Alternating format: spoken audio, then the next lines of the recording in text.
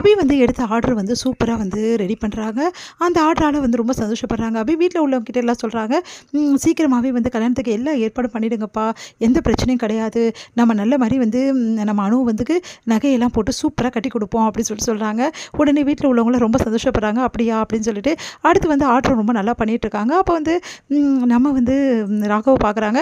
ராகவ் கிட்ட சொல்றாங்க, என்ன எனக்கு ஆர்டர்லாம் வந்துடுச்சு. இதுக்கப்புறம் வந்து நான் கெத்தா இருப்பேன்னு பார்க்குறீங்களா? உங்கள மாரி ஆளுங்கலாம் அப்படிதான் பார்ப்பீங்க. ஆனா பார்த்தீங்கல்ல, இந்த ஆர்டர் வந்துச்சு. இதுக்கப்புறம் பாருங்க, உங்களோட பெரிய பணக்காரரா நான் ஆயி, உங்க முன்னாடியே வந்து ஒரு சூப்பரா வந்து ஒரு பெரிய கம்பெனி உங்களோட அதிகமா வைக்கல. இந்த அபி, அபி இல்ல அப்படின்ற மாரி சொல்றாங்க. அத கேட்டு ராகவ் வந்து, "இப்ப என்னன்ற? நீ வந்து ஆர்டர் வந்துருச்சு. நீ பெரிய ஆள் ஆகப் போற. அவ்வளோதானே? சரி ஆயிக்கோ" அப்படின்றாரு. உடனே வந்து, "என்ன நக்கல் ஆயிடுச்சா உங்களுக்கு?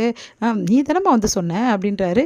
உடனே வந்து, உங்களுக்கு பயம் வந்துடுச்சு. நான் எங்க உங்களோட பெரிய பணக்காரி ஆகப் போறோன்ற பயம். வேற ஒண்ணும் கிடையாது." அப்படி சொல்லிட்டு போறாங்க. "என்ன ராகவ் இங்க என்ன நடக்குதுன்னு?" சொல்லிட்டு ஆகாஷ் சொல்றாரு. அவளுக்கு ஆர்டர் வந்திருக்குல்ல, அதனால சந்தோஷமா இருக்கா. அதனால வந்து என்ன வந்து வெறுப்பேத்திட்டு போறா. அவ என்ன நினைச்சிட்டு இருக்கான்னா, என்ன வெறுப்பேத்துறான்னு நினைச்சிட்டு இருக்கா." அப்படின்னோனே, "வேற?" அப்படின்னோனே, "அந்த ஆர்டர் எப்படி வந்து தெரியுமா உனக்கு?" "எப்படி ராகவ்?" அப்படின்னாங்க. "அப்போ இதுக்கெல்லாம் காரணம் நீயா ராகவ்?" அப்படின்னோனே, ஆமா. வேற என்னடா பண்றது நானு? உன்னோட வந்து கல்யாணம் சீக்கிரம் நடக்கணும். அவங்க காசும் வாங்க மாட்டேங்கிறாங்க. அதுக்கு என்ன பண்ண முடியும்? அதுக்கு தான் அவளுக்கு ஆர்டருக்கு நானே வந்து ஆள வச்சு ஃபோன் பண்ண வச்சேன். அதே மாரி அவங்கள ஆர்டரையும் குடுக்க வச்சேன். இப்போ அவ சந்தோஷமா இருக்கா. அது மட்டும் கிடையாது, உன்னோட கல்யாணத்தையும் வந்து சீக்கிரமா நடத்திடுவாங்க. எனக்கு இது போதும்டா. இதுக்காக தான் இவ்வளவும் பண்ணேன்." அப்படின்னோனே, ராகவ் இத புரிஞ்சுக்காம அபி உன்ன தப்பா நினைக்கிறாங்களே. அவங்க அப்படி பேசிட்டு போறாங்க. நீ அமைதியா இருக்க அப்படின்னோனே, "வேற என்ன பண்ண சொல்ற?" அப்படிதான் பேசுவா அவ. அவளுக்கு வேற வேலையே இல்ல. விட்றா" அப்படி சொல்லிட்டு போறாரு. உடனே வந்து ராகவ நினைச்சு உண்மையே பெருமையா இருக்கு. எவ்வளவுதான் வந்து ராகவ் நல்லது செஞ்சாலும் அபி கண்ணுக்கு ஏன் தெரியவே மாட்டேங்குது? ஏன் அபி ராகவ தப்பாவே நினைக்கிறாங்க? அப்படின்னு சொல்லிட்டு யோசிச்சுட்டு இருக்காரு. நிச்சயதார்த்தத்துக்கு வந்து உண்டான ஏற்பாடு எல்லாமே வந்து சூப்பரா பண்ணிட்டுருக்காங்க. இந்த சூழ்நிலையில முரளியும் வந்து சுந்தரியும் சேர்ந்து எப்படியாவது நிச்சயதார்த்தம் நிறுத்தணும்னு சொல்லிட்டு நெறைய பிளான் போடுறாங்க. அந்த பிளான் எல்லாமே வந்து சொதப்பிடுது. அதனால என்ன பண்ணுறதுன்னு தெரியாம யோசிச்சுட்ருக்காங்க. அடுத்து வந்து இங்க என்ன பண்ணுறாங்க, நிச்சயதார்த்த நாளும் வந்துடுது. எல்லாருமே நிச்சயதார்த்தத்துக்கு போறாங்க. அப்போ வந்து நிச்சயதார்த்த அன்னைக்கு வந்து அபி வந்து சொன்ன மாரி வந்து நகையும், அதுக்கப்புறம் வந்து அந்த மோதிரத்தையும் வச்சுடுறாங்க. அத பார்த்து எல்லாருமே ஆச்சரியப்படுறாங்க. அபி வந்து சூப்பரா வந்து அந்த ஆர்டர முடிச்சு குடுத்து பணமும் வாங்கிட்டா. எவ்வளோ சந்தோஷமா இருக்கு அப்படின்னு சொல்றாங்க எல்லாருமே. உடனே வந்து அபி வந்து கெத்தா சொல்றாங்க, "பார்த்தீங்கல்ல, நான் எப்படி என் சம்மதத்தை நிறைவேற்றிட்டேன்னு சொல்லிட்டு, இப்போவாது புரிஞ்சுக்கங்க இந்த அபிய பத்தி. அபின்னா சும்மா இல்ல." அப்படின்னு சொல்றாங்க.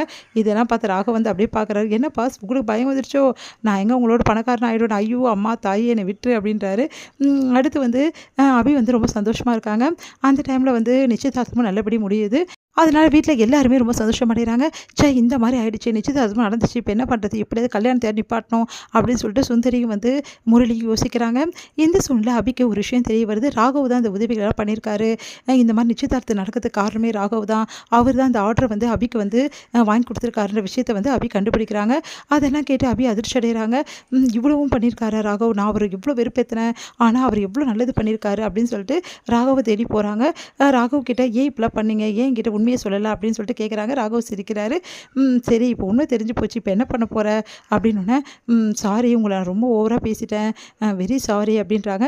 "பரவாயில்லையே, சாரியெல்லாம் உனக்கு கேட்க தெரியுமா? அப்பா இவ்வளோ நாள் சந்தோஷத்துல இன்னைக்கு தான்ப்பா நீ சாரி கேட்டிருக்க." அப்படின்னு சொல்லிட்டு ராகவ் சொன்னோனே வந்து அபி வந்து உடனே முழிக்கிறாங்க. உடனே ராகவ் பரவாயில்லன்றாரு. அபி தேங்க்ஸ் சொல்றாங்க. இதோட